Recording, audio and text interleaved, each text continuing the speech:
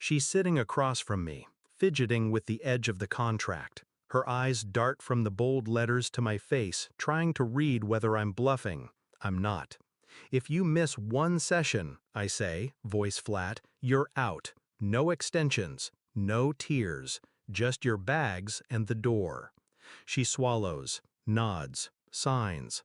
And just like that, my sister becomes my tenant, my legal responsibility, and my last experiment in trust. She thinks this is mercy. It's not. This is the final hand, and I'm the only one holding the cards. I was 10 when she taught me how to play blackjack. We used toothpicks instead of chips, sitting cross-legged on the living room floor. She wore Mom's sunglasses and called herself the Shark. We laughed so hard that night I forgot our parents were screaming 2 rooms over. She always knew how to distract me, and later, how to deceive me. The first time I noticed something off, I was reconciling my business accounts. $200 here, $500 there, small withdrawals, masked under vendor codes I didn't recognize. It didn't make sense. My books were tight. I ran my freelance design business with surgical precision. Then one day I checked the transaction log. There it was. $50,000. One transfer. Gone. My hands went cold. I scrolled, confirmed. My bank account to hers. She didn't even bother to hide it. I didn't confront her that night, or the next. Instead, I traced the timeline, pulled security logs, matched logins to her IP, downloaded the withdrawal slips, took screenshots of her late-night messages, bragging to her gambling buddies about the gift she landed. I watched her smile at me over Sunday dinner, tell stories, ask for more mashed potatoes, as if she hadn't gutted my savings account to fund roulette tables and whiskey bets. That kind of betrayal doesn't sting. It scorches. But I didn't scream, didn't cry. I made a plan. 2 weeks later, I invited her over for tea. She showed up wearing guilt like perfume, thick, obvious, but still hoping I wouldn't notice. I laid the papers on the table. She didn't deny it, tried to spin it. I was desperate. I was going to pay it back. You have more than enough. And then, finally, she cried. Not because she was sorry, because she got caught. I gave her a choice: rehab, reform, or court. She begged me not to press charges, said she'd do anything, said she wanted to change. So I wrote the terms. Weekly therapy, fully supervised. Daily spending caps, monitored through an app I control. A notarized contract outlining every consequence. And I bought the duplex across town. She'd live in the smaller unit. I'd live in the bigger one. Under one roof, under my eye. She thought that meant closeness.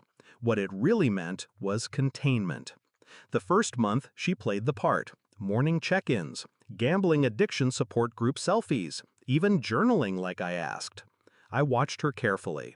She started asking about freelance work, offered to run errands, cooked dinner a few times. But I know my sister. She's a charm offensive. Underneath the smiles was a clock ticking, waiting for me to blink. She blinked first.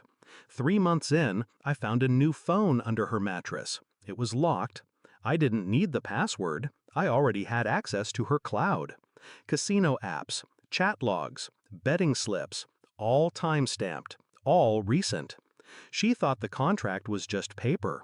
She didn't realize I'd installed cameras outside the unit, or that the door logs tracked every 3 a.m. sneak out to the late-night poker den. So I waited, set the trap. This morning, I told her I was going out of town, left her alone, gave her freedom. She took the bait, snuck out before noon, didn't know I'd called the group counselor ahead of time, confirmed she'd skipped the last 2 sessions, didn't know I'd already met with my lawyer, didn't know the eviction notice was already printed, signed, and ready to serve. I was waiting in her unit when she came back tonight, drunk on delusion, keys jingling, lipstick smudged. She saw me, stopped cold. I held the folder out, calm, final. This time, I said, it's not tea, it's goodbye. She started to beg, said she slipped, that it wasn't like before, that she was trying. But I didn't move. "You gambled away my trust," I said, "and you lost." I watched her scan the letter, realize what it meant. 2 weeks to vacate, 0 appeal, legal, bulletproof. She sobbed, collapsed onto the floor. I didn't kneel beside her, just turned, walked upstairs, and locked the door behind me. I don't feel guilty. People confuse compassion with weakness. But I didn't do this out of cruelty. I gave her the rope. She tied the knot, and now I cut it. I used to believe family meant unconditional love. Now I know better.